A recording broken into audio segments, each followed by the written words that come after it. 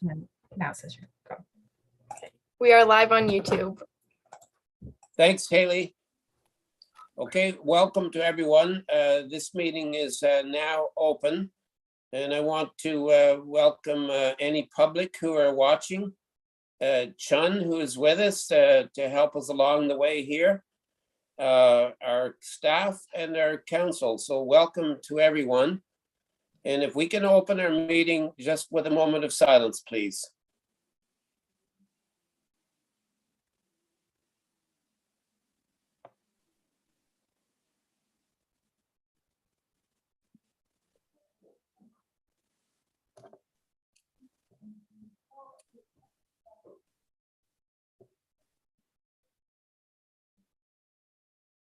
Thanks, everyone. I do have a motion which was moved by Councillor Carroll and seconded by Councillor Jennings, that the special meeting of council agenda dated May the 31st, 2022 be approved as presented. All in favor? That's carried. Thank you. And I'll also remind all of council that if you do have any disclosure of interest, you can do it now or anytime during the meeting. We don't have any minutes of the previous meeting. Yeah. Okay, so we don't have any minutes of the previous meeting or business arising from those. Our delegation tonight is with IBI Group, Montague Renovation and Addition Action Plan Implementation Report. And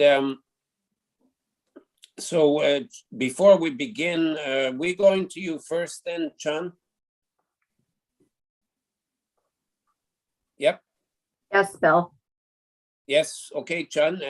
I'm going to hand this part over to you, this part of the meeting over to you. Yeah, okay. You want me to share the screen?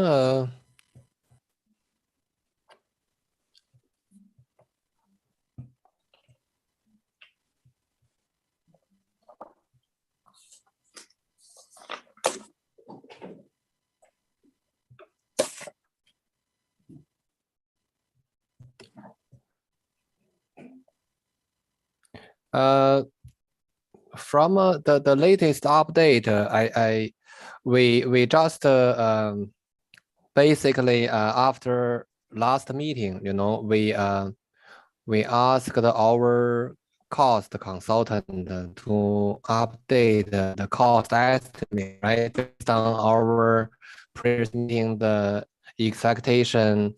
The cost consultant provide a cost for the building. We basically build a similar building, same footprint and the same size, right? Brand new. And we gave a comparison purpose, right? Mostly for, and I guess the previously we got our cost is like 6,000. Let me see. Can you let us know, Chun, please, what page that is that you're showing? Yeah, okay. It's overall, it's like 7. If we count the entire report, 87 pages, is the cost estimate is located on the 72 pages, right? And that overall cost is our renovation plan, right? Renovation plan for the building from page 70 until page 72, right? So right now, the one that you're showing is 72. I just want to make sure that if people are following, they know they have the right page. So you're on page 72? Yeah.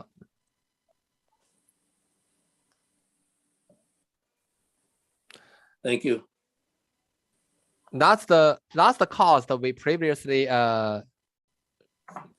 demonstrated on the big meeting already, right? And then we got a feedback and a request. I want to know, you know, if build a similar building, completely new, you know, what's the difference, right? And the cost consultant worked on the exactly the same plan and the same type of buildings, right? And just assume there will be build completely new, right? And that's definitely it's not it's not assuming demolish this existing. We will assume in some clean site, clean land, build completely new, the same size building, same layout, right? And so they provide another cost estimate on from page 73 to page 74.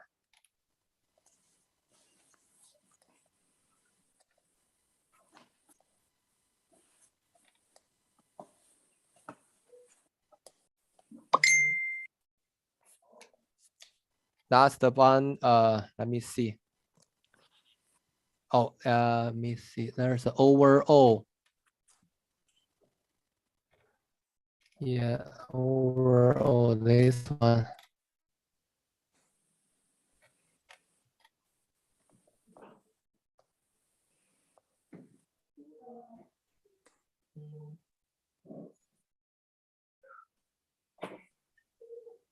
And the 75 is the conclusion, the old cost, I think. That's the 700,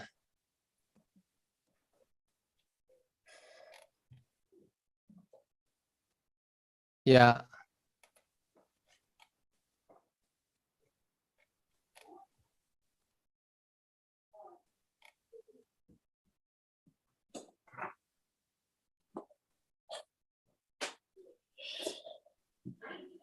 You're on page 74 there. Yeah, that's the page 74. Let me see. I may made some sequence different.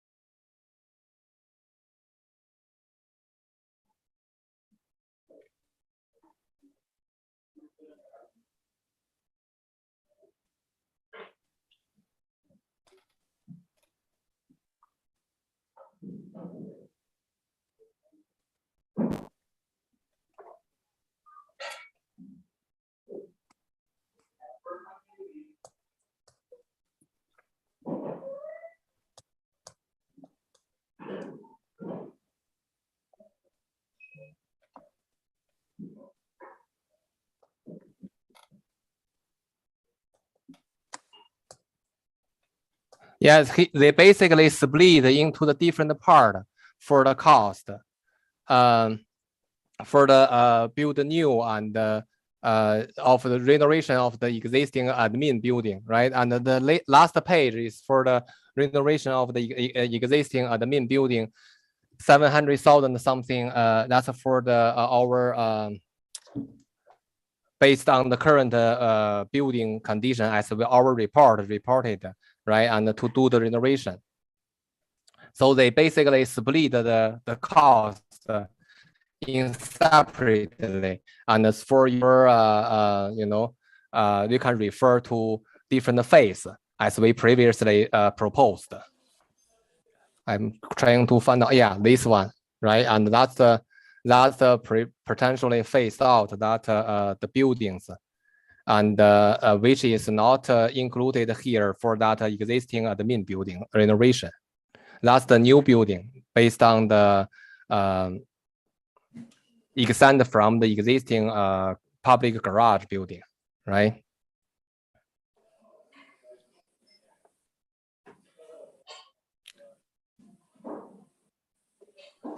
The another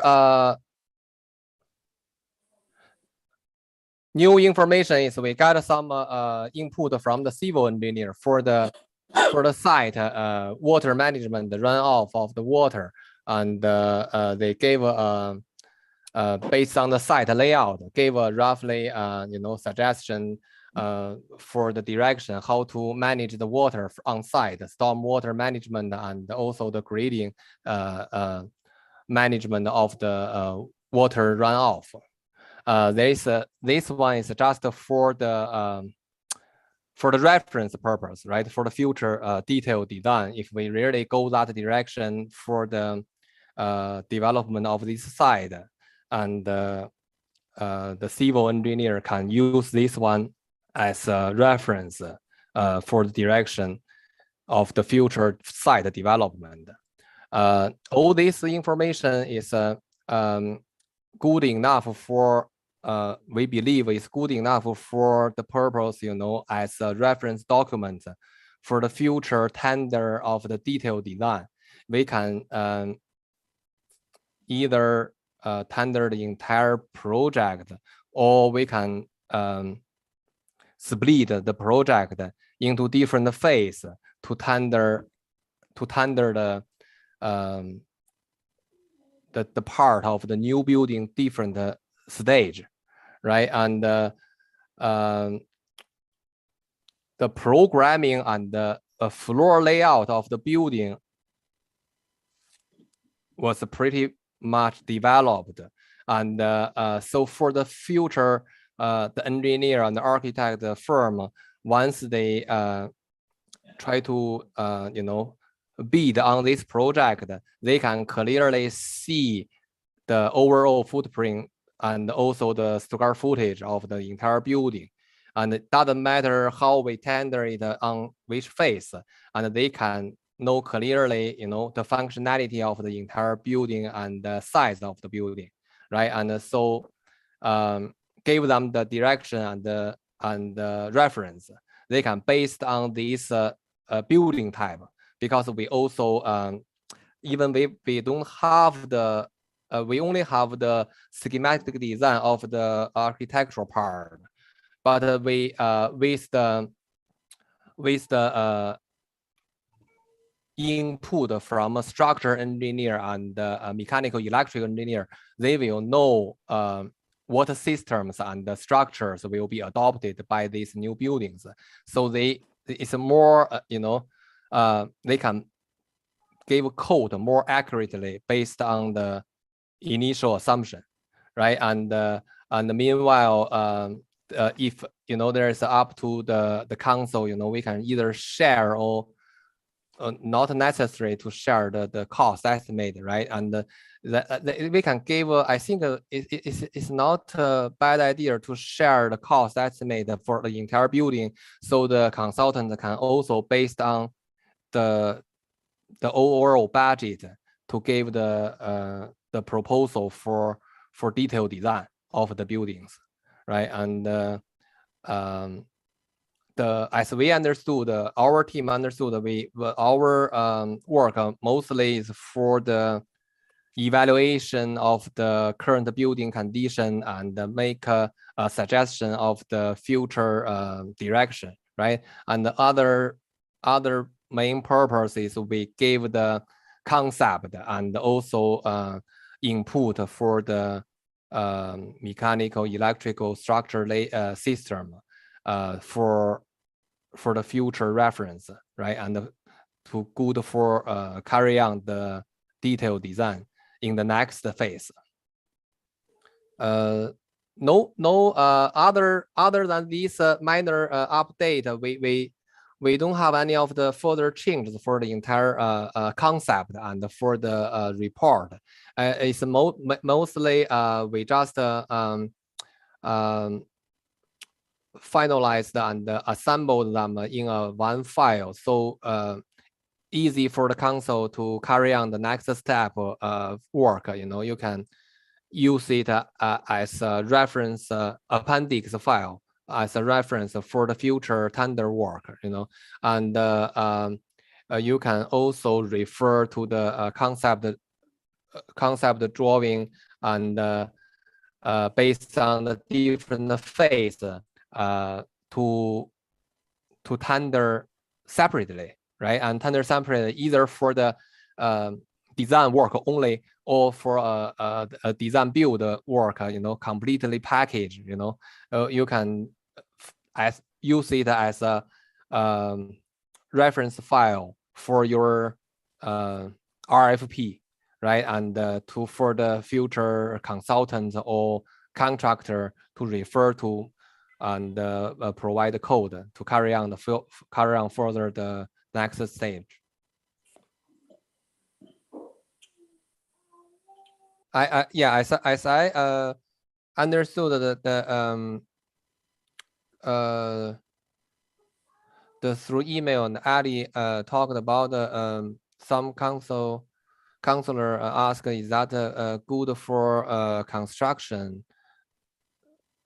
With this, it's not our report and the concept is not for the purpose for the construction of the project, right? We just provide a preliminary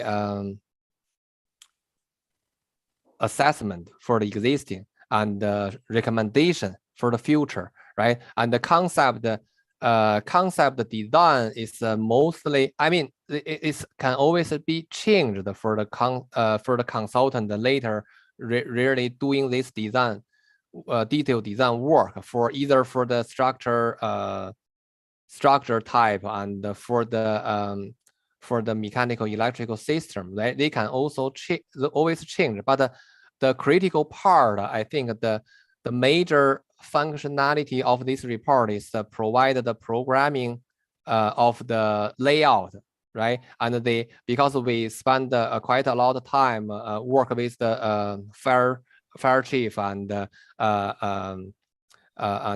staff, right? And the public work manager and the admin manager, right? And to figure out the space actually needed for the admin building and for the public garage building, right? So that part is, I think the most value is focused on that part is nail down the overall layout and the size of I mean, there's always possibility to minor change of the layout, right? But the overall square footage and the size of the building and the functionality doesn't matter how you switch the space here and there.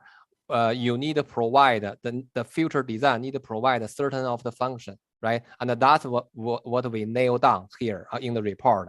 That's what we the township needed and expected for the new building, right? And it doesn't matter how you switching the rooms here and there, but you have to provide all these functions, right? And that part is the most valuable of this concept and the report.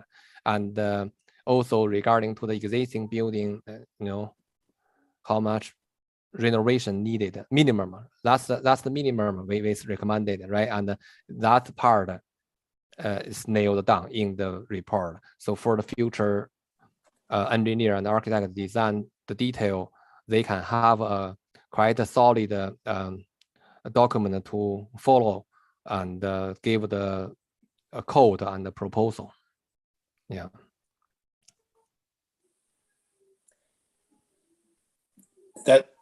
Is that it for now for you, Chen? Yeah, that's what I want to clarify, because I heard Ali mentioned some counselor were questioning if this one good to carry on the construction work, right? And I mean it's but this document is not a construction drawing construction document, right? But it depends on how the township want to carry on the next stage, right? If you want to go with design build, right? And of course, this one is good for involve contractor and the designer and the engineers together in the team, right? To carry on the work, right? Or if you want to like design build type, this one can good for as an appendix for the RFP tender for the design work, further design work. Yeah. Yeah, thank you then, Sean. Yeah. I'm going to thank you for so far for this report. And before I go opening it back up to council, I think what I'll do is I'm going to go to you first, Ali. So if we can maybe go back to the screen. So I'd like to go to you first there, Ali. And I realize that your report is coming up next. But I didn't know whether there's anything that you or Steve wants to point out first regarding the delegation report. And then we'll open it up to council for questions. And then I think we'll go to your report. So Ali, if there's anything first from you. There's nothing for me on this. I'll get into some of further detail in the report. Okay, so then I think I'll open it up then if there's any questions right now for Chun before we go to your report, Ali. So thank you. First, Ian. Yeah, thank you very much, Reed Dobson, and thank you very much, Chun, for your explanation again. I think that clears a little things up. I have a quick question. As far as right now, we have incorporated into it the old public works building that is existing on the site. Just based off some of your information that you provided in your report, it looks like if we wanted to not use that and do a complete new building, your costing per square foot looks like it ranges in between almost, say roughly around $276 per square foot to $528 a square foot.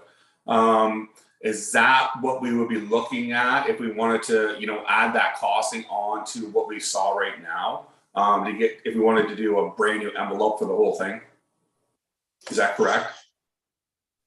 Did I see your hand, Ali, first? No? Nope. Okay, so back to you then, Chun. Yeah, I think that's the only difference is that the existing part, right? And for that public garage, it's a fairly small portion, considering the entire buildings, right? And that's I think that's the one cost consultant put over there, like $1 million or something, that's the cost, right? And I think that's the difference, extra another millions for that area. So that the entire thing is like 6 million something, right? The entire thing is 6 million something, and if we pull out that small part, but that small part including demo and rebuild new, right? And if we don't want to use that part, right, the cost including the demolition of the existing part, right, and then rebuild the entire thing. I think that's the only difference, in that separate page, at not 100, a million something, right? And that's the. So what you're saying essentially, Chun, is that if we were to demolition the existing building, and we would have to roughly add $1 million to that. Yeah. 6.295 that we have there, so we get roughly 7.3 for a complete new envelope. Yeah, that's what I understood from the cost consultant discuss with me. That's another. I mean, from the overall portion of the building, you can see that for the numbers, right, and do the math, it looks making sense, right? And if you cutting off that part, demo and plus new, right, and that's the extra cost. Yeah, exactly. I just want to have an idea what that envelope looked like. So we're looking at roughly 7.3. I guess my next question, Chun, is the way that I just understood what you presented was that what you guys have really done is you guys have put together a package here that really is suitable. It's a concept only. These are not as built drawings or drawings that are going to go to the construction field.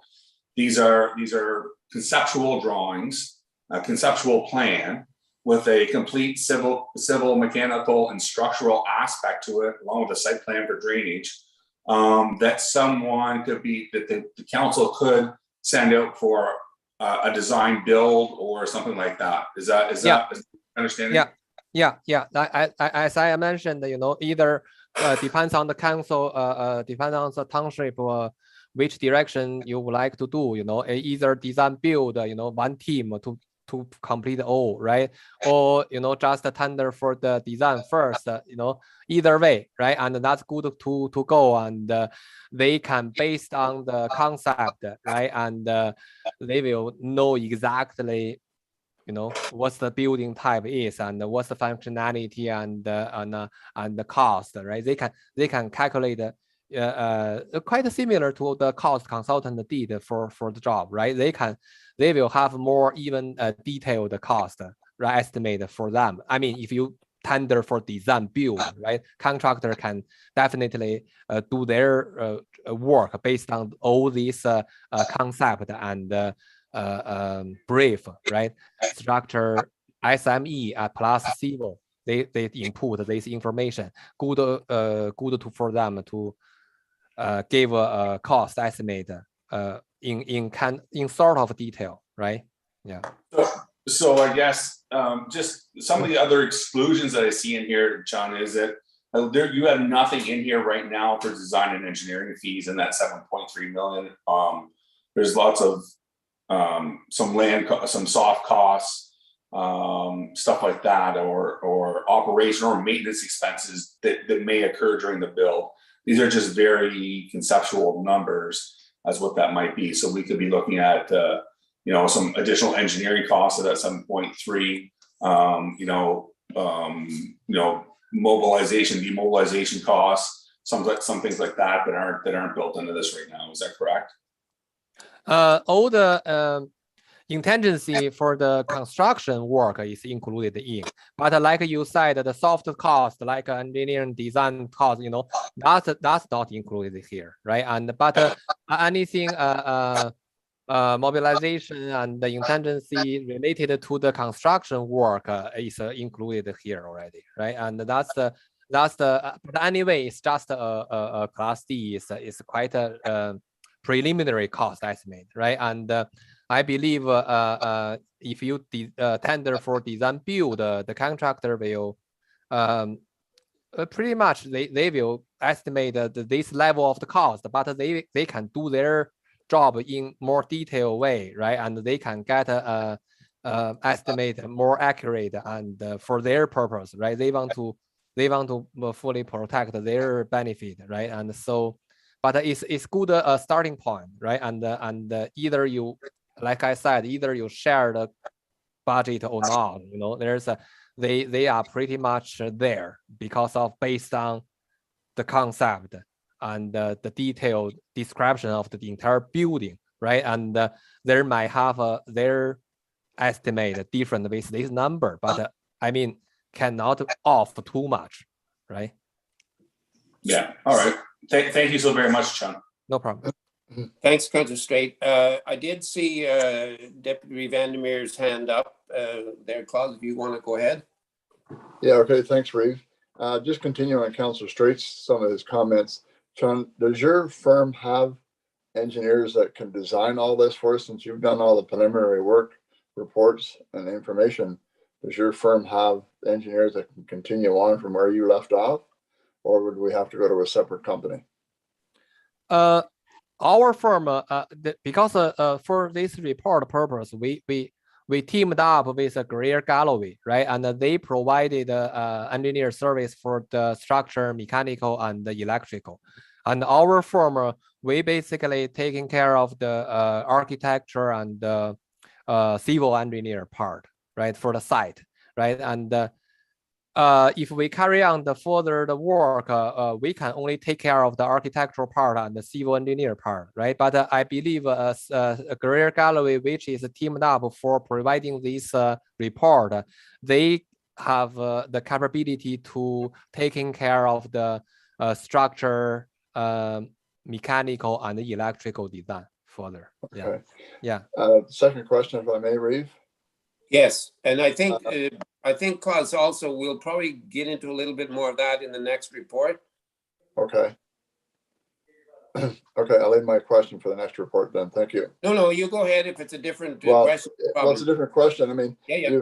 you've focused quite a bit like on the public works, the fire hall and so forth. administration building, have you any consideration or done any calculations rather than renovating or completely starting from scratch, a whole new building? Has there been any thought, any costing done on that from you? At this point, we didn't ask a cost consultant to do that, mostly because of the condition of the existing building.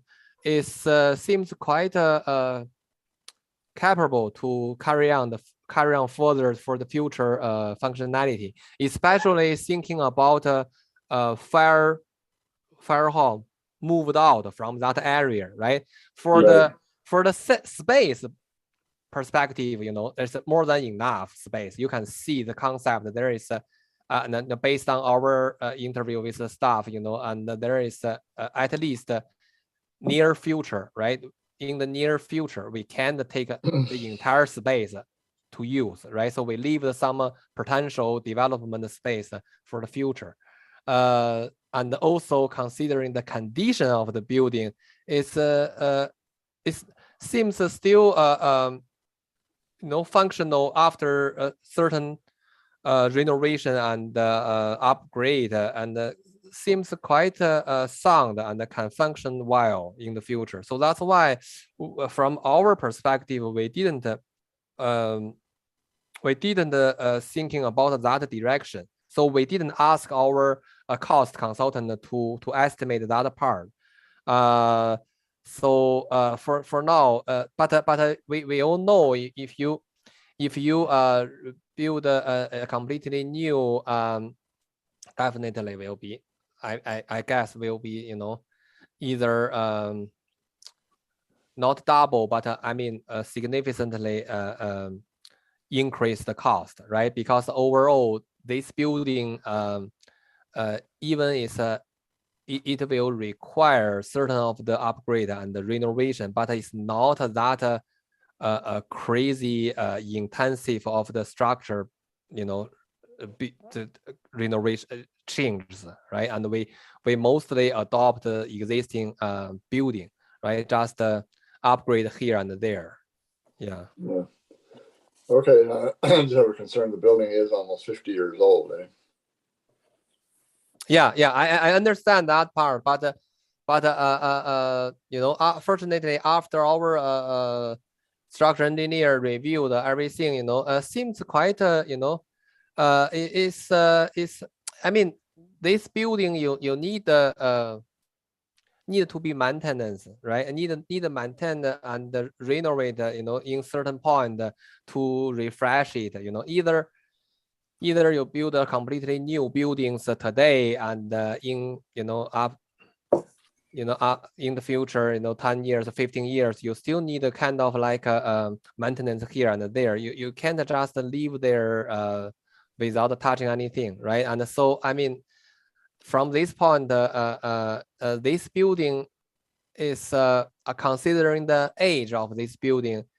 That's why we feel it's quite a sound condition. It's definitely need some works, but it's not in that stage. Require totally abandoned. To rebuild anew. It's not in that stage, right? Okay, thank you. No problem. On to you, Karen, please, and then you go ahead, Karen, please. Okay, thank you. Just a question though on the drawings. Did we finalize the actual layouts, etc., of these to go forward, or is that the next conversation as well? Yeah. Next one? It's pretty much finalized based on our interview with the staff and fire chief and also public work manager, right?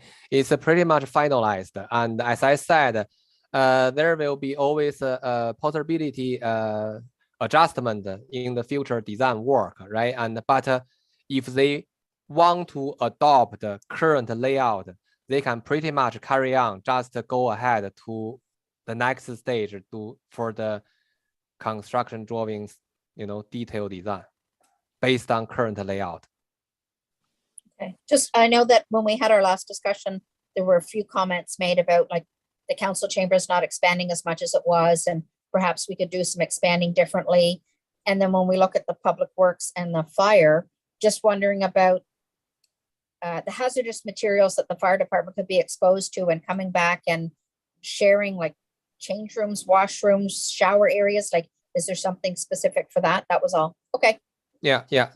I think we adopted that part of the revision for the, especially for the sharing the shower and some functionality between fire hall and the public work buildings. This revision was adopted already in the final layout, and after the further discussion with the public work manager and the fire chief. So the final layout demonstrated on the report is pretty much, picked up the comments before. Yeah, that's a good question, Councillor Jennings. And in the report, I did read that that was being looked at and sort of mitigated. So that's very, very important. But I could see that was already being dealt with. I'm going to go to Councillor Carroll and then back to you, Councillor Straight. So Councillor Carroll, please. Thanks, Reeve. I think a couple questions that spurred up in my head during this conversation. I have one of my own. As far as what Councillor Straight brought up about the rebuilding the portion of the public works garage, and that adding a $1.1 million to that, but part of the renovation would be, or the new build would be a reno of that public works garage. It needs new doors. It needs to be re-insulated. There's a lot of, and I guess, what is the cost that's already going into the public works garage to bring it up to that level? Because if it's going to cost $500,000 in that construction process, it wouldn't be a $1.1 million addition. It would be that extra maybe $500,000, because we're already putting money into it. So I'd be curious to know what the cost is that's of the public works garage to bring it up to the snuff that it needs to be, that then connects it to the rest of the building, because that would give a better idea as far as the cost side of it, the cost analysis. The other part, just before you comment on that one, because when you made a comment about design and everything else, I guess maybe I'm misunderstanding what the design contingency is in the report, because there's obviously a large chunk there that's dedicated towards that I thought would be part of the process of doing all of the design work and the engineering work, and that would be part of that report too as well. So I'm just kind of curious in those two.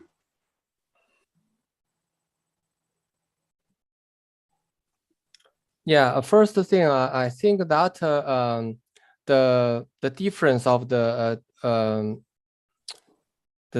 rebuild, that public garage part, the cost consultant already put in consideration, because once I understand your point is there will be some cost to upgrade this existing part, right? But don't forget, once you rebuild, we are not rebuilding in a completely flat land, the entire building. If you want to replace that part as a new, you have also demolition work involved, right? That's a cost to entirely tear down and take off the existing part, right? There is extra cost as well, right? So I believe the cost consultant, they already consider this part, and holistically put it into consideration, that get these numbers. And secondly, for the design work, we for this report and the assessment, we just we were just assigned for the concept of design. The concept design with some is mostly for the programming of the entire buildings, which means figure out what square footage we need for each part of the building, right? And what's the functionality of each part of the building. And that's why we can provide a relatively detailed layout for the future building, what it looks like, right? And And in terms of the design, detailed design, we are not assigned for the detailed design part. We only assigned for giving the input based on the concept from different disciplines of engineers, right? And based on the site layout, civil provide their input, what will be needed for the future site work. And based on the new building layout and the size and structure, mechanical, electrical, they provided detailed input. It's not a drawing design. It's just a report and a wording description of what will need to be used for the future building, right? And what system can be adopted in this type of building. And so that's the base cost consultant can based on to provide an estimate for the entire future building. So in terms of the detailed design, is just all this information is just a starting point. So for carry on the future design, they can easily start a schematic design development, and also for the future final construction drawing for construction. But follow up, but with all due respect, I don't know if that really answered what I was asking. I realized that there would be a demolition cost as part of the rebuild, and I get that. The point is like, what does that look like? What does that number look like? And I think that's is what I mean. And if not having that number now is fine, but I would like to have that maybe to know, because if we're going to go forward with that, it might be something that worthwhile at the end of the day. It's an extra 300,000 or 400,000 on this project, which could be, it may not have been recommended at that time, but it might be a decision or a point that we would like to consider as a council. So it'd be nice to know on the both sides of the two as well, and to have that data. I also realized too, as well, as we go into the engineering and the architectural side of things, that we could also bring that into a better costing too as well. But to circle back on the design contingency, I don't really understand your explanation of what that $1.1 million of design contingency, in that I understand that this whole report is an overview, but that specific line of the design contingency, is that or is that not part of the design of the new building, and when we're going forward with the engineering plans and the architectural plans? Is that not what that's for? And if it's not, can you give me a little bit of an understanding of what that line actually means? That is mostly considering the construction stage, what's the all sorts of the situation happened, right? And that's the contingency is all mostly related to that part. And for in terms of the design part, we are not considering the design cost. If you're asking for the design cost, that's a soft cost for the project, right? We are not including that part in the overall estimate, right? And those contingency is just because this is quite a preliminary estimate, right? Based on the concept and all the input from the engineers for different disciplines. It's not that accurate in that stage, right? And so the contingency, they try to put some more contingency. That's all related to the construction, right? Construction stage. And of course, I mean, I understand your point is, for the future design, there may be here and there changes, and cost some difference, right? And that's definitely a possibility. But I mean, overall, if the size of the building we nail down, and functionality, and different room, what type, how many rooms, how many garages we nail down here, that's pretty much, we can follow this estimate to as a reference. Yeah, that's what I can say. There's anyway, it's just a class D estimate, right? And we accept the architectural layout. For other disciplines, they basically only provided writing for the assumption, and that's all what we based on for estimate of the cost, right? And so that's why here our cost estimator, the consultant, they put some more contingency for this project, right, for the construction. And also I think based on current situation, the COVID and also all the other factors, this cost estimate is we can only say is referable, right? And it's still not in that stage, right? That accurate, right? And there is a possibility, like you said, especially after, depends on how long time passed, right? And there may some more difference of the cost, right? And there's possibility, but I mean, shorter run, there's can be more value to refer to, right? And the longer time passed, there's maybe we need to even add more contingency. Okay, and sorry, and one last question. Those are more the follow-ups that I had from some of the previous comments. So thank you a little bit for that. The other part is that the true backing of this report too as well, or to go out to tender for this too as well, is to show the inefficiencies of our current building and our current concept, and how the efficiencies can change, which then sets us up for future efficiency grants. That was really, I believe, you have I think, and correct me if I'm wrong, if I'm missing something there, but that's the way the tender was sort of driven towards. So does this drive us towards showing the really big inefficiencies that our building has right now, and what if we go to the efficiencies that this is going to give us sort of that green funding? It gives us that opportunity for that. That's a lot of what this was for too as well, because it should drive us towards that type of funding.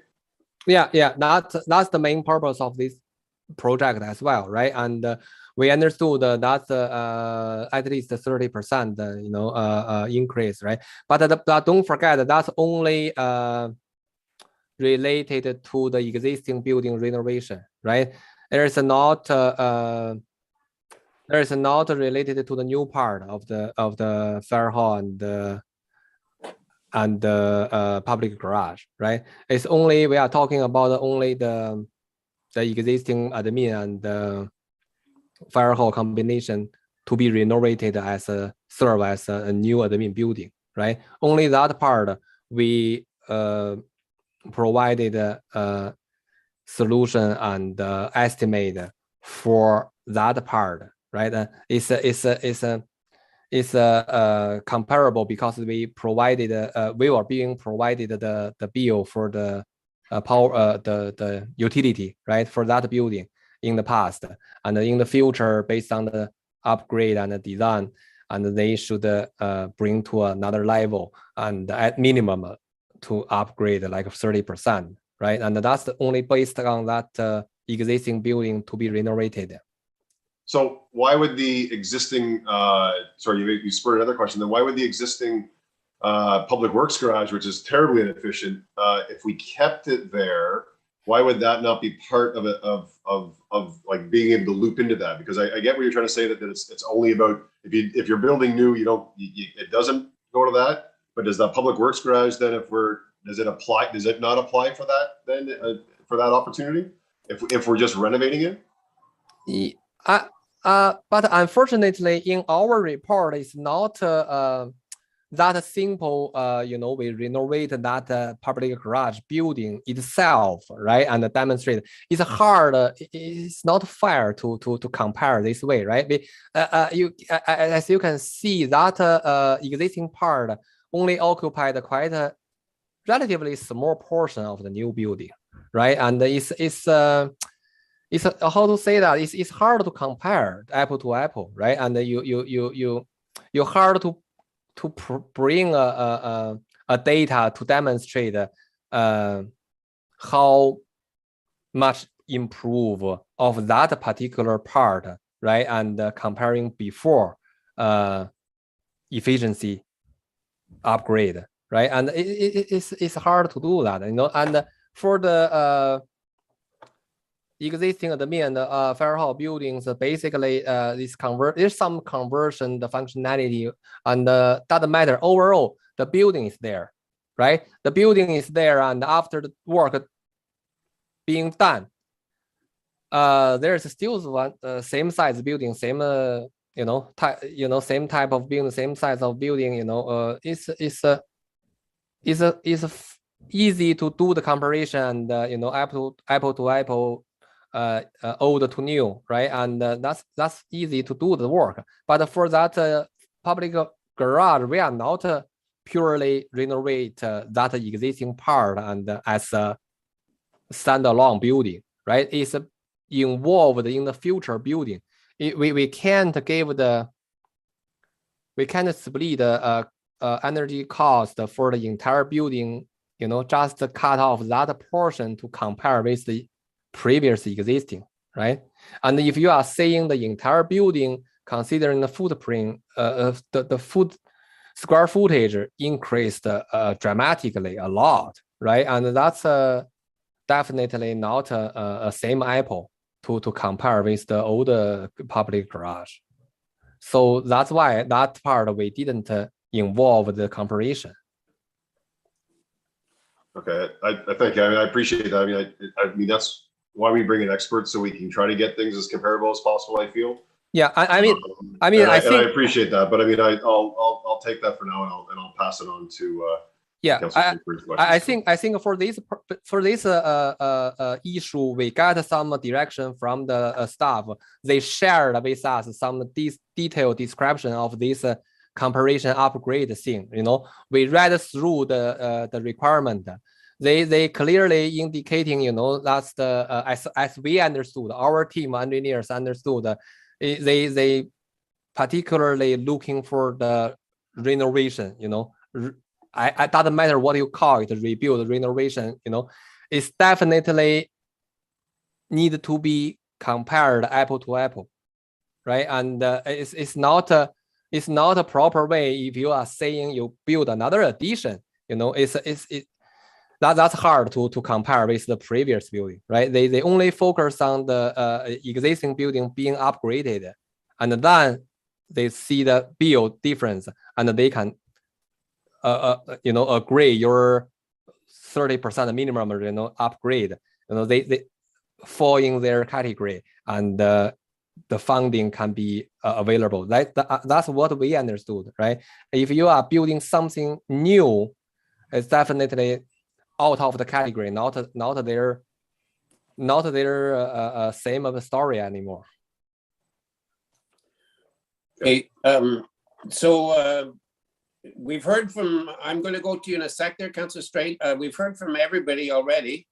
And I think I had 3 or 4 questions, but they've pretty well all been asked by people on council. Just a couple of comments, just general comments though, that I have is in this report. I really appreciate and support and agree with the idea of this phased in approach. So that's one thing that I really like. The discussion in the report was good, that it was pointed out the problems, I guess I'll say the problems that we would have if we tried to build new around the old public works garage.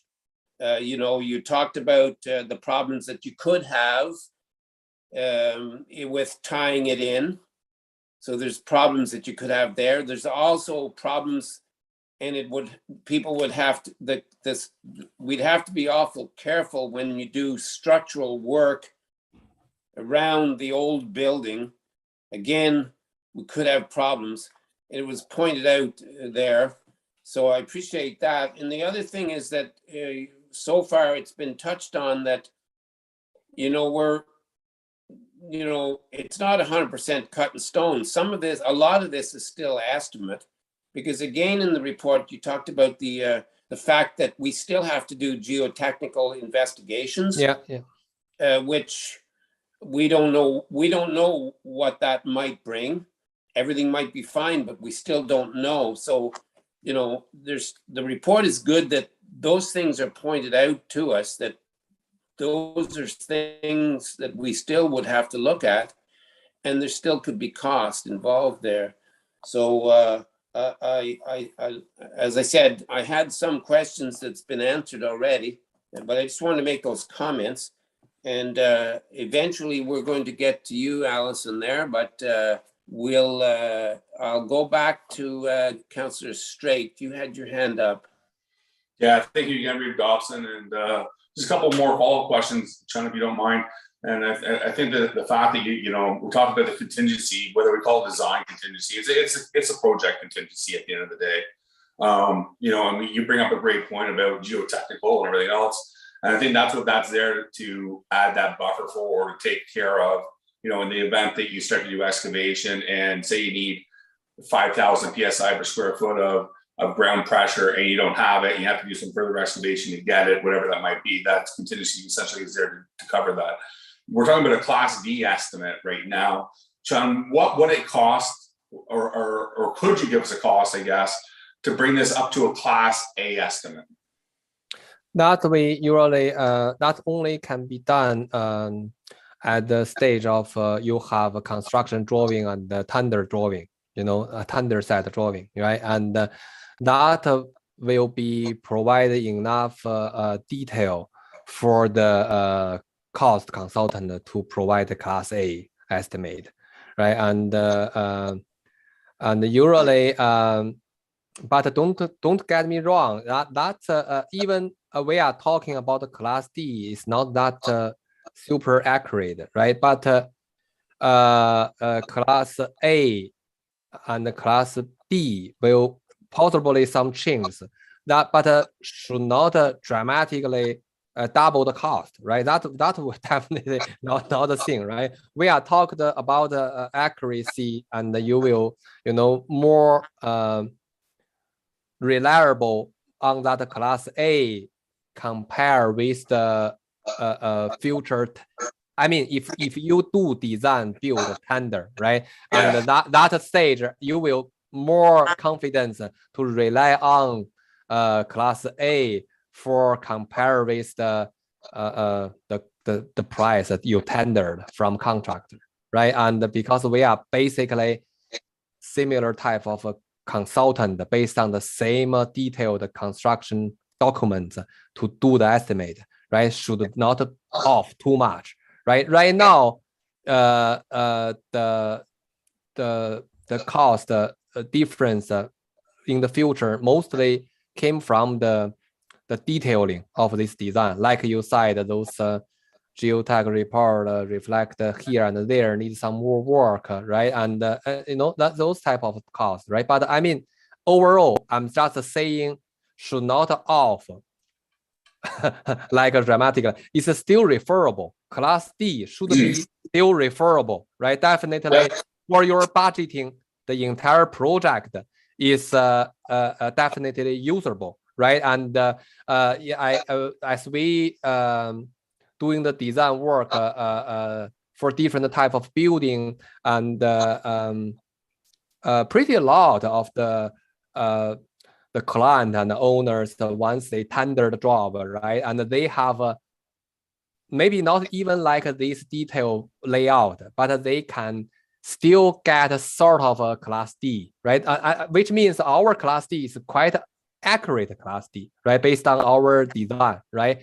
And I mean, they have that Class D as a reference for their budget, right? And they share their budget, and once tender the design or design build work, right? And I mean, it's basically still referable, right? And not that accurate into 10,000, 20,000, right? And but I mean, overall, won't be off too much, right? And that's what I want to say. You know, it's still kind of referable for your budgeting the entire project. It's definitely good enough. Yeah. So just back to you. So really, what you're saying is that the report that you guys have provided, which is great, it's great in detail, is really ideally suited for a more of a design build application. Is that your thought, or? I'm not sure. For this part, I'm not sure what's the experience from your township, right? And you know, from our experience, we are seeing both, right? And there's they tender for design, and then, you know, design build. I mean, there is a either way they have benefit, right? And you as you said, you're looking for detailed cost, and class A that only can give you once you get the detailed design, right? So if you design, if you tender the design part first, and then tender the construction part, you will have more confidence what for your budget, for your, you know, overall cost, and for the comparison purpose, right? For the contractor's quote, you know, that's the benefit, right? And but for design build, you know, lots of project, I mean simple project, especially doesn't matter the size, right? And like for example, purely public garage, right? Public garage. If ours is, I will say ours is kind of complicated because we combine the top two, right? And I mean, if there is quite a simple project, purely public garage, doesn't matter the size, right? And doesn't matter the overall cost, because of the functionality and the type is simple, right? Straightforward. There won't be some too much surprise for the price, right? And so they design build, I think that makes sense, right? And they can, I mean, even you get a further detailed design and the drawing document for class A, and, you know, further estimate, and then tender. I mean, it's not that much, should not have that much difference, right? And but I mean, for the more complicated building, I mean, it all depends on the your experience, and which way you feel comfortable from the council perspective, right? And to do this job, and also I feel another factor is another factor I think we need to consider here is like Bill mentioned, if he feel happy with the phased construction, you know, that you need to put into consideration, right? And if you don't have design ready, you face it, you know, I mean, there is more uncertainty in the future, right? And you just provide this rough concept, tender for the contractor to build, for example, phase 1, phase 2, you know, I mean, it's still doable, but I mean, there will leave you more uncertainty in the future, right? And will you use the same contractor or design team for the next phase, or you know, if you use a different team for the next phase, you basically provide a very rough document for them to do partial of the building, right? And I mean, you need to consider a connection, one part to the other, right? And I mean, if you have a pretty much detailed tendered drawing ready there, that's a different story, right? It's just the contractor, you can be different, right? But the works cost pretty much there. Doesn't matter who come over to do the phase 2, phase 3, you know, that's pretty much on the drawing, on the document there already, right? And you kind of like fully controlled already. So I mean, this part you also need to put into consideration, you know, if you really want to face it, you know, I mean, how to face it properly, right? And that's related to your delivery type, you know, design build or design build, you know, you may impact your decision. Yeah. Okay, thank you, Sean. I think I'd like to be able to now go on to our next report. I guess you'll be staying with us, Sean, anyways, if we have further questions. But I'd like to go on to our next report there with our clerk administrator, acting treasurer, and Ali. And if you can give us the next report, Ali, and then if we have to, we can go back and ask any other questions. But I'm going to pass this over to you, Ali.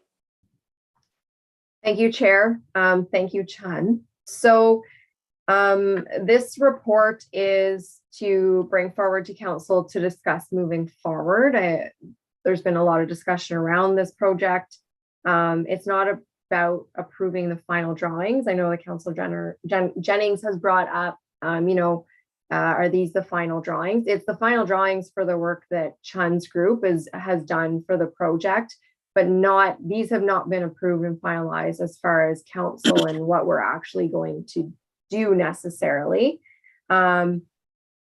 So it's not about approving even a specific location on the property at 6547, as there has been some concern of the buildings going out front of the current public works or going back on the public works based on the drawings that are presented here. So it's more to discuss moving forward and that phased approach, just based on what's best suited financially, logistically, for feasibility and affordability of this municipality and the people who pay taxes here. So the phased approach is what would be the recommendation of staff as well. Not even just so much just from the report, but from the needs. The needs right now are, and I know Council is well aware that there's health and safety issues with the fire hall and the location of the electrical and how close it is to the trucks.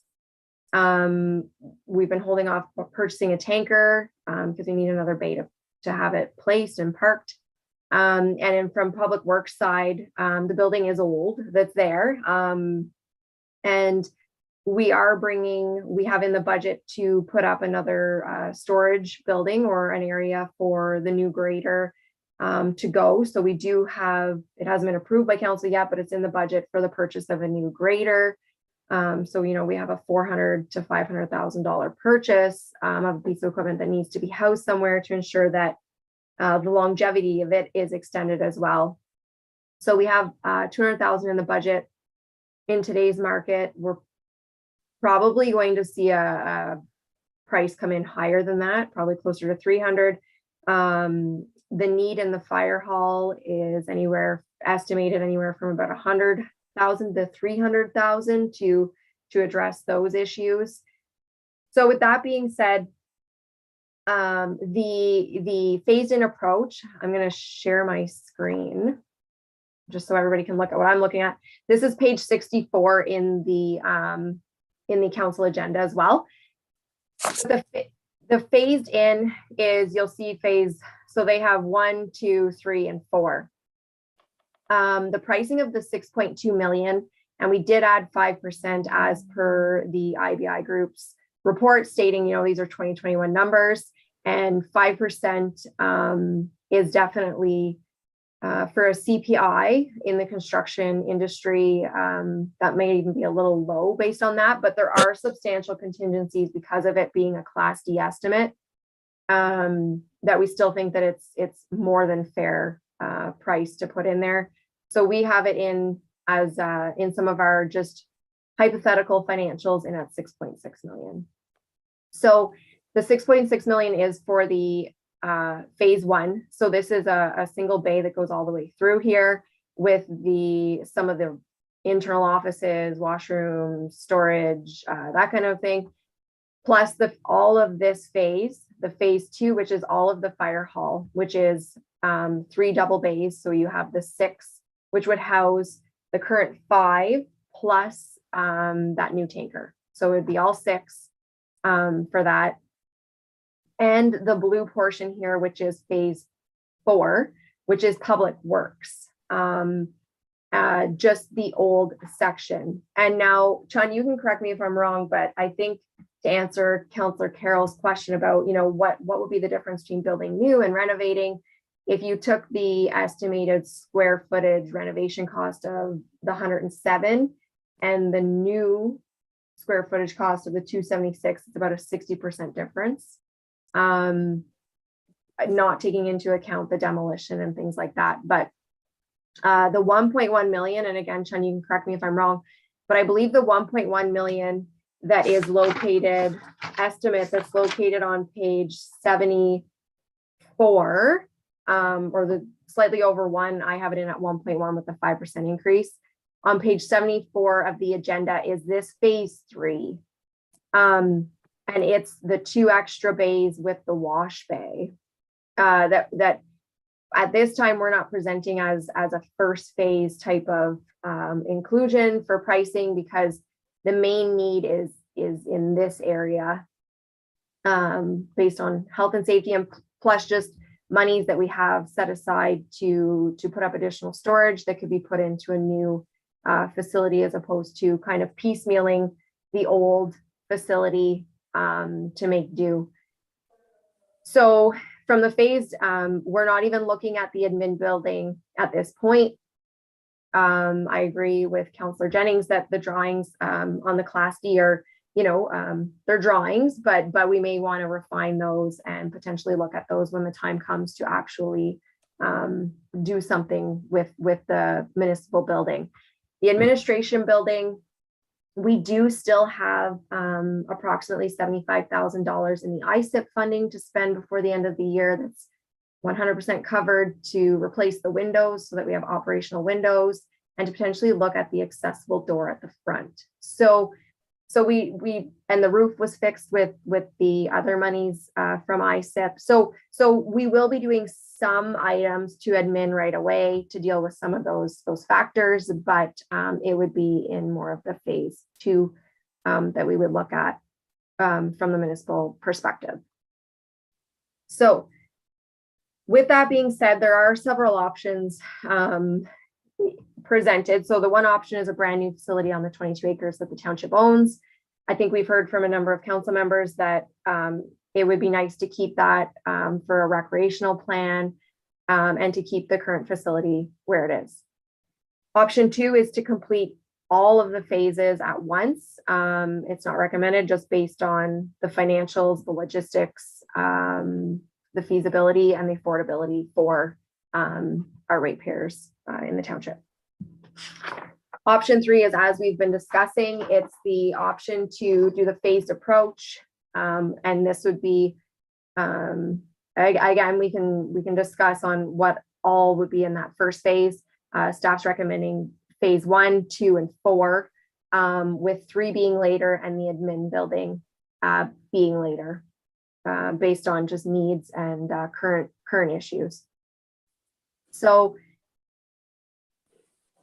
the report, and I think China's gone over a lot of this with the Class D estimates, and that there are options for us to go design and build, or get drawings done up that will be more accurate, that we would reflectively, if we had any changes in any of these phases, that would be accommodated. And then we would go out to RFP for a contractor based on the exact drawings and the exact mechanical and structural and what we're looking for these phases. And we would have that discussion of the old building versus keeping the old building versus tear down and potential to do new in this section as well, in the gray section on the screen. So we did, there are simply hypothetical financials in there, kind of looking at what would it mean for us? Is it even affordable for us? So in the agenda package, the first financial option is an upfront levy increase, which is not going to be recommended. It would be a 16.11% increase over the first 2 years, just to accommodate the debenture payment. That's with no kind of funding, just straight up the 6.6 million coming from ratepayers. that would not be any kind of a recommendation from us.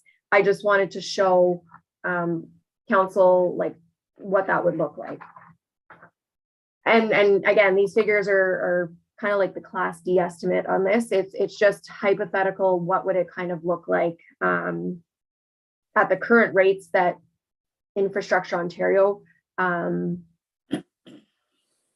have for municipalities to lock in over 20-year periods.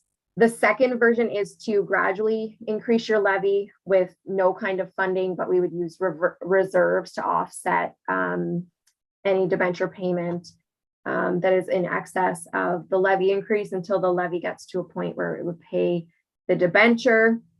And as the debenture payments come down, we would start to put money into reserves to potentially either offset debenture costs for the phase 2, or depending on when that happened, to have upfront costs to pay for phase 2.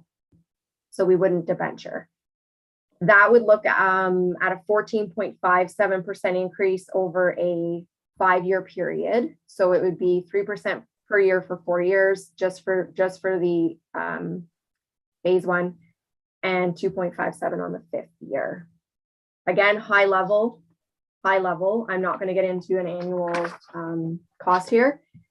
The third scenario is if we used some reserves up front and DC charges and had a loan for that with and that would be an 11.75% increase over 4 years. We could stretch that out again and not have the 3.25 or the 3% levy increase per year. And then the fourth hypothetical is if we got some kind of funding,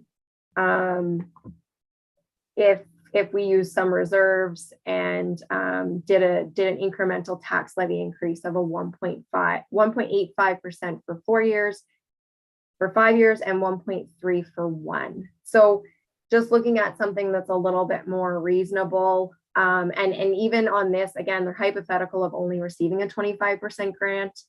ISIP, Infrastructure Canada, they could come out with some program. Right now, they have some recreational ones. They're up to 3 million for new facilities. So something could come up like that that would accommodate more than a 25%. And that's where the phased in approach may benefit us as well, as there may be different funding streams that come available for the different phases that will assist us, as opposed to if we do it all at once and we try and bite it all off, and the funding streams don't tend to all come out at the same time. So it's just to show at a high level that we have the capacity to do this. Our annual, the debenture payments are far from our annual repayment limit. Our annual repayment limit for 2022 is $925,000. So our debenture payments don't come close to that. We do have some options. Again, those would be more solidified later on. I think it's just to show council that we do have the ability to do this if we're going to advance on a RFP to get engineered more Class A drawings so that we can get those Class A estimates, or if we do design and build from that perspective. So I know this is a lot of information all at once. In this aspect, the recommendation is to go to some engineered drawings at this time for a number of reasons. One is that I don't think council has formally approved the drawings that are there, and I think that there's been maybe some changes may be required, or we may choose to adjust or to look at a drawing that includes the gray area old building being included, or having it as a provisional item that in the RFP that it would be the full area to be replaced, not just the section 4 in blue. So again, this is to try and advance the project. over the last several years, the construction costs have gone up. The interest rates are now starting to go up to borrow. 2 years ago, you could lock in with Infrastructure Ontario for about 1%. So we're now at over 4. So we may choose to advance and at least get some costing and be able to have those discussions on where to go.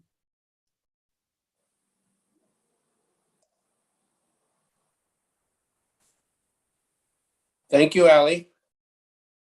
I'll open it up to council again, and first, Councillor Straight, please. Allison, thank you very much for taking the time to do this. In your opinion, what option puts the township in the best position as far as reserves, how much money's left, least amount of impact to the residents, that type of thing? So clearly getting any kind of funding we can get would be our main priority. As staff, we would have to be trying to find every possible stream to do that.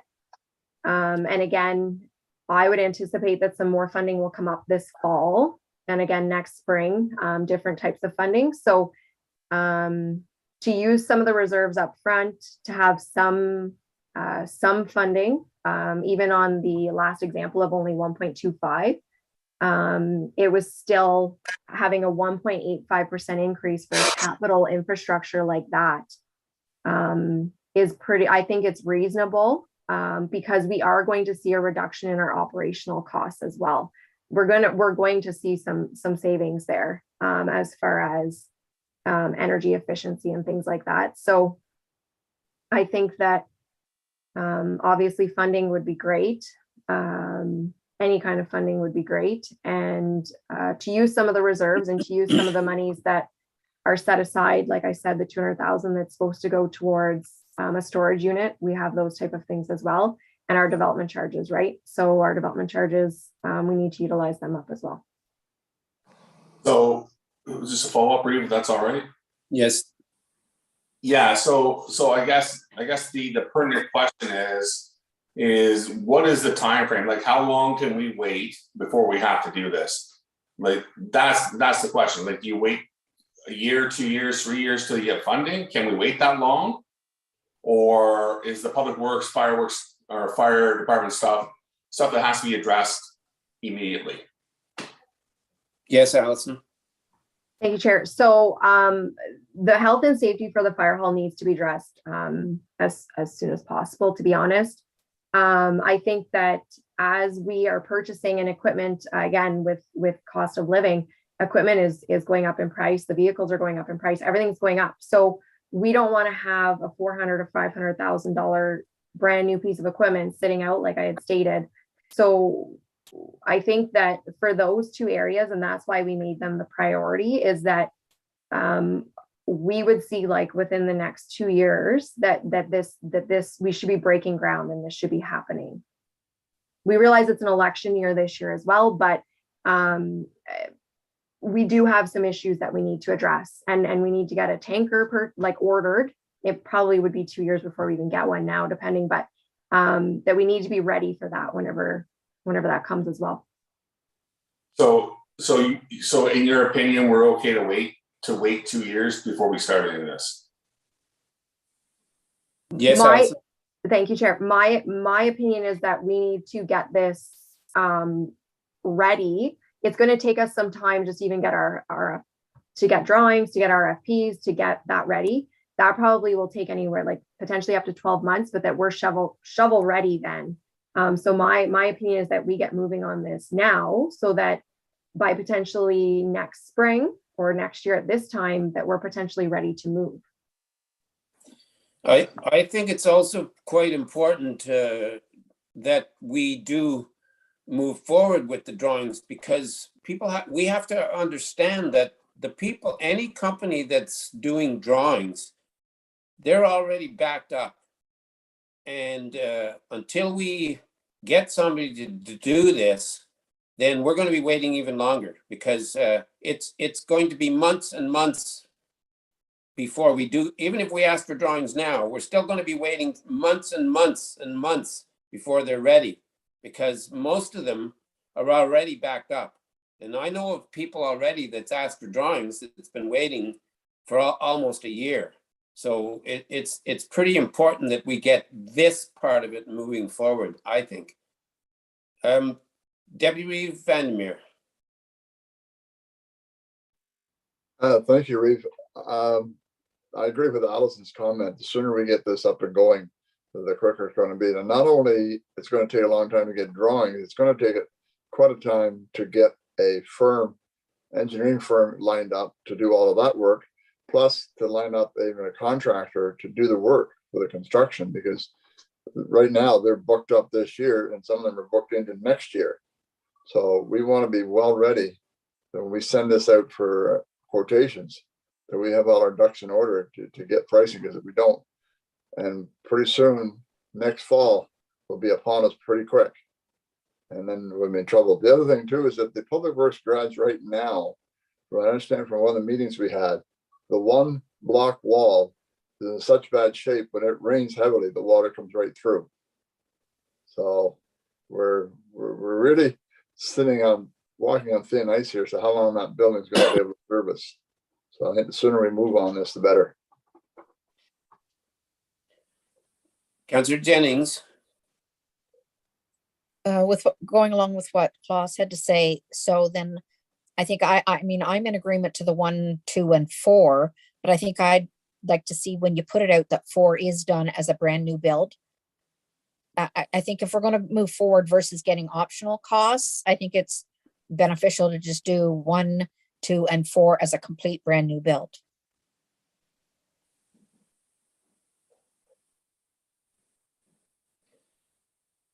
So in other words, what you're saying, Councillor Jennings, is to be replacing the old garage. Correct. Yeah, I as one of 5 on council, I 110% agree. Did I see your hand, Councillor Carroll? Yeah. Thanks. Go ahead. Thanks. Thank you, Reeve. Yeah, no, I agree. I mean, we definitely have to move to the next phase. I mean, that's kind of, I think, I want to say a no-brainer. We need to take those steps. I mean, these are projects, you know, that should have already been, unfortunately, going ahead, but we're glad that we're at this phase now, so we're able to move forward. So I agree. Let's take the next step. And I echo also what Councillor Jennings says too as well. I mean, I think there's a very good reasoning for doing exactly that, with going with the complete new building outside of it too as well. I mean, I would be interested during the construction phase, but we can do that for the engineering part. We can have that discussion during that phase though, with that engineering company, but I think that's the way to go. But yeah, I think the recommended options are the way to go. Thank you, Allison, for breaking that down. I hope the members of the public also have a good understanding. If they don't, they can reach out to yourself or any one of us to try to help along with that too as well, as we do definitely see that this is a needed move that we need to do with these buildings. We're not doing this to rebuild something. It's that there's a true health and safety, a true problem with what's going on there. So once again, thank you, and I look forward to our next steps in this too as well. Okay, so I don't see any further questions. We do have a motion. Before I do read the motion, I just want to make sure that there's no other comment or question that you have, Chun. No, I'm good, and I just want to add, echo the comments Councillor said. You know, for the construction timing, right? And I think it's earlier is better. You know, because of the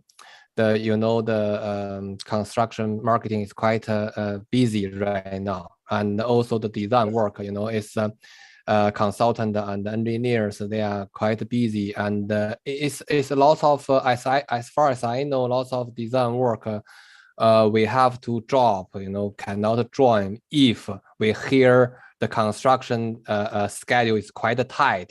you know, we can't meet that deadline, so we have to drop the opportunity, right? And if you demonstrate for the engineer consultant, you have quite a flexible construction, you know, not right up in this year or next month, you know, there's a in the next year, you know, you can kind of like this type of flexibility for the time, right? And there you can you know, attract more consultant to bid for your project, give your competitive fee.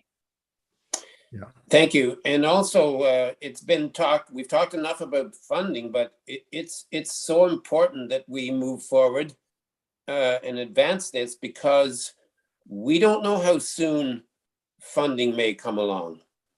And going back to the report, I was so happy to see that we're doing things which would be helping the environment with green initiatives.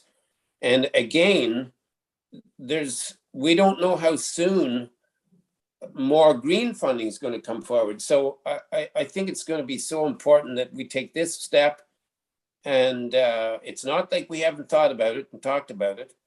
And I appreciate everybody's effort on this, and council and staff's effort and your help, Chun. So I do think it's definitely time to move on. So I'm going to go ahead and read this. Yes, Councillor Carroll. Sorry, Reed, you kind of spurred something that I forgot to say there, and it's the key on that funding side of it too as well, because I think the faster we can get this out 100%, I want to concur with that, is that that's where the opportunity for that funding, because what Councillor Straight says to us, well, like, I mean, as much as I want to get to it as quick as possible, I think even with the numbers that are presented to us, funding will make the blow a little bit softer, which I think is a big key. So I mean, we may, getting it out there, because I think we need to have more funding than unfortunately is provided. We're going to need that. So thanks, Reed. Thank you. Okay, so yes, Allison.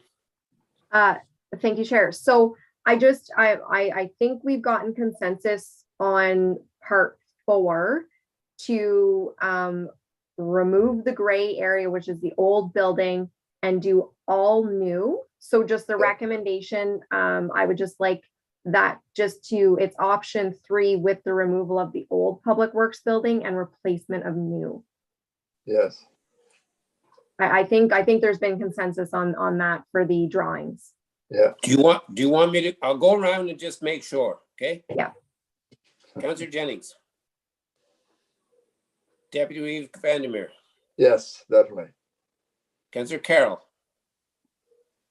Yes, I still like that costing of the other side, but yes.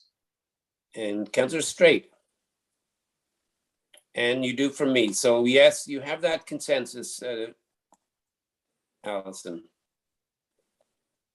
Thank you. So this motion is going to read then, the motion was moved by Councillor Jennings and seconded by Councillor Straight, that council approves staff to receive pricing from IBI Group to prepare an RFP for the engineering drawings for option 3. And then I'll reword it, but you can reword the one that I have to sign then, Allison. That's for option 3 by removing the gray area and going to the full new area, presented this date as per section 3.3B1, and that the pricing be brought back to council for final approval. No further questions, all in favor? Okay, we have that moving forward then, and that's unanimous and that's carried. Thank you then. And next.